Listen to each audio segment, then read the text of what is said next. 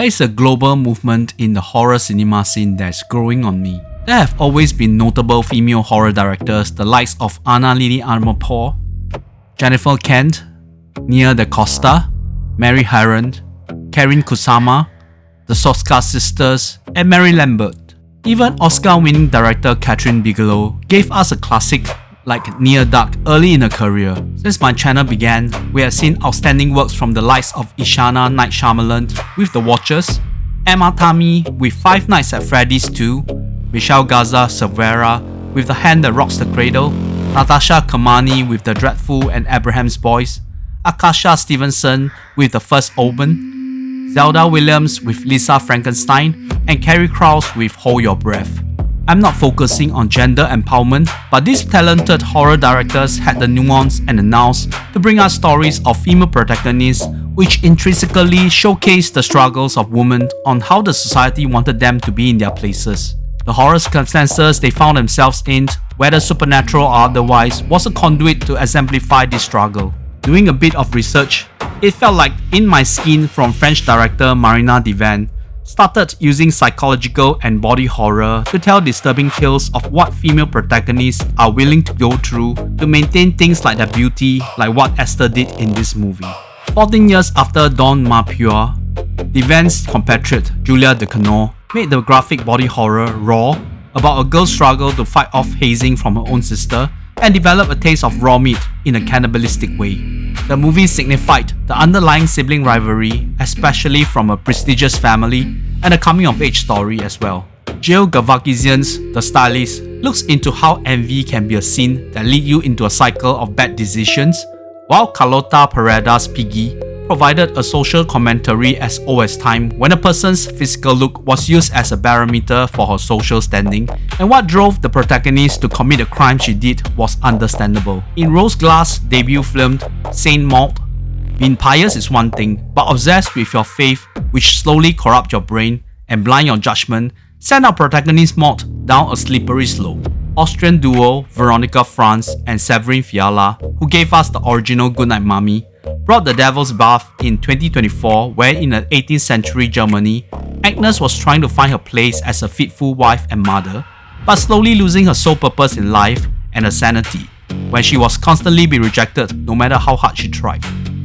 In 2024, Coralie Faja gave us a movie that earned her plenty of awards, following the same path Ducournau and Divan had paved in The Substance. I have cited The Substance so many times in my channel about how the utilization of extreme body horror had been accepted into mainstream when in the past it was being stigmatized. The real treat was the story about an aging starlet fighting to stay relevant in a career which always looked for the next young pretty thing. The commentary might be a representation of the entertainment industry and highlighted the extent women would go to preserve their looks. It was around the same period when a slew of movies that touched upon going through augmentation in some way to make them more appealing to the masses or for acceptance by others rather for themselves. Norwegian director Emily Blythe-Felt, The Ugly Stepsister was one prominent contemporary which used the context of a well-known fairy tale to illustrate the suppression of young ladies by their own kin, guilt-tripping them to fulfill some wish the parents could never attain. We have New Zealand director Saccharine Grafted, and American filmmaker Amy Wong's Slanted. Two movies with very similar premise, looking into the racial issue, pushing the bullied party to descend down a path of pain as a form of gratification. There was this movie titled Clock in the year of 2023 by director Alexei Jagnow, which delved into restoring a biological clock in another Black Mirror-style dystopian reality to change the mindset of the scrutinized protagonist to conform to the values of bearing children when she reached a certain age. Clock would be a perfect twin movie for Michelle Garza Silveira's with Sarah the Bone Woman, when taboos constantly inculcated into someone with prenatal hormonal changes can have devastating effects. You come out of that movie with every bone crunching echoing in your ears. A special mention would be to Tiger Stripes from Malaysian director Amanda Nell Yu. While the body horror was milder than as compared to Yu's Western compatriots, the coming-of-age story of young Zafian was special in epitomizing the essence of a young Muslim girl studying in a strict religious school with every move censured by the people in the village, suffocating from the lack of liberty before strange things started unraveling around her. This led us to Saccharine, an Australian movie from director Natalie Erica James about medical student struggles for weight loss, resulting her being haunted by a ghost she was indebted to. This was James' third movie since her debut with Relic from 2020. Emily Mortimer played Kay, who visited an aged mother suffering from progressive dementia, a creepy haunted house drama with a strong feel of Shyamalan's The Visit. She followed up with Apartment 7A in 2024, the prequel to Roman Polanski's Rosemary Baby, with Julie Garner playing a disenchanted dancer moving in the infamous Brantford apartment building filled with morbid residents. In Saccharine, which was written solely by James, we saw medical student Hannah from Australia struggling to lose weight when she joined a 12-week program from the gym available in her college.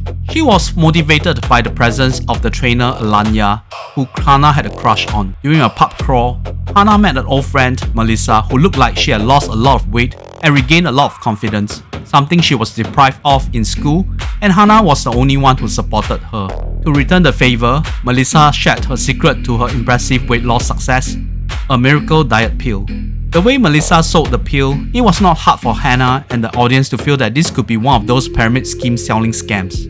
Yet, with Melissa feeling so earnest and with nothing to lose, Hannah popped the complimentary pill and she could see the effects immediately. Coupled with her exercise regime, there was no need for Hannah to shun the food she loved and was still able to drop the weight. Being a studious biochemistry student, Hannah would use her lab facilities to find out the ingredients of the diet pill, and was stunned it turned out to be ashes from human remains. As macabre as it sounded, the pill was as effective as Melissa had claimed, and her impressive weight loss prompted Alanya to approach her for special commendation, giving Hannah a gateway to know Alanya better. This led Hannah to do the unthinkable, as she has access to cadavers from her curriculum and her unyielding need to maintain her weight loss. She would siphon body parts from a cadaver she affectionately known as Bertha, to be used as the source of her diet pills. For such cautionary tale, it always started fine and dandy before the scary thing started unwinding. The ghost of Bertha would be coming for Hannah with some violent poltergeist activities before appearing to our protagonist in a novel way. Hannah's appetite also became a bottomless pit, even developing sleep eating which kept escalating in severity while her weight continued to plunge to a point Alanya insinuated Hannah for taking some illicit drugs for this sudden weight loss.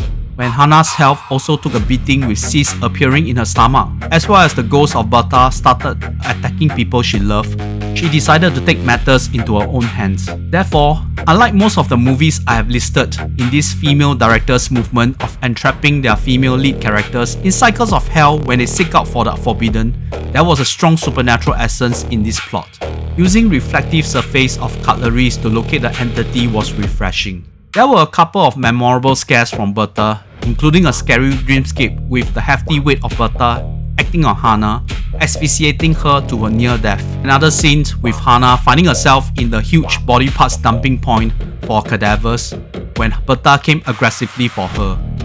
Speaking about dissecting the dead bodies for the medical students, that was the aggregation of body horror that became synonymous with the films in this movement. But seriously, the idea of ingesting the ash of a dead person was a crazy thought. Does it constitute cannibalism? The LGBTQ element worked regularly in these movies, but it does make sense with the insecurity from most of our main characters. Hannah and Alanya relationship in this movie flowed so naturally and had their issues and reconciliation throughout the movie. The persistent shot of a painting by the gross anatomy laboratory tied up succinctly at the final shot of the movie. There was the subplot with Hannah and her relationship with her parents. Her sprite Japanese mother was a stereotype, wanting consistently to clean up her apartment, leading her to dispose the essence that Hannah had been painstakingly preparing for her weight loss. From the way Hannah and her mother communicated about their father, I thought he had passed on. He was just being distant, and we saw a man in fat suit, watching TV which could tell the tale of a distant father who shared a lot of traits with Hannah, leading her down the road of obesity. Midori Francis played Hannah in an eye-catching performance. As she went through her weight loss program, I was wondering how we could see a proof of the actor losing weight, as she was certainly not wearing a fat suit like the actor playing her father. Francis definitely slimmed down tremendously for the second half of the movie. I even thought it was a different actor. Besides doing a Christian Bale, she also effortlessly flexed her acting ability and embodied a character easily for the audience to relate to and empathize with. During my research on female horror directors, I noticed a 2023 movie from Yoko Okumura called Unseen, which starred Frances as a woman who was imprisoned by her ex-boyfriend who could not get over her. The whole plot of the story was that her character had her spectacles destroyed and was as good as blind, and was lucky to be connected to a random store clerk who guided her via a video phone call, meandering through her adversities. I certainly had a good time with Saccharine, which is a plot not uncommon, yet there was something novel with the storytelling. The flow of the story from Natalie Erica James flowed immaculately, and we have a solid performance from Midori Francis in the lead role. The scares were decent as well, with some cringe moments for the audience. Saccharine is awarded the rating of 8 out of 10. I caught Obsession and Saccharine back to back. Let's just say it was a jolly good weekend for me for horror movie watching. If you like my concise look at female horror director movement, please give me a like. You can check out the individual reviews of the movies I talk about in this review. Please subscribe to the channel if you have not done so. Harry Barker, the guy who gave us those interesting horror shots, was equally competent with long-form movie making, and Obsession certainly deserved all the flowers it adorned. Go check out the review if you have not. How would you think your body will react when you ingest a dead man's ash? Do you think it was understandable Bertha was coming to haunt someone who incinerated her ribcage for something even Ozempic could not accomplish?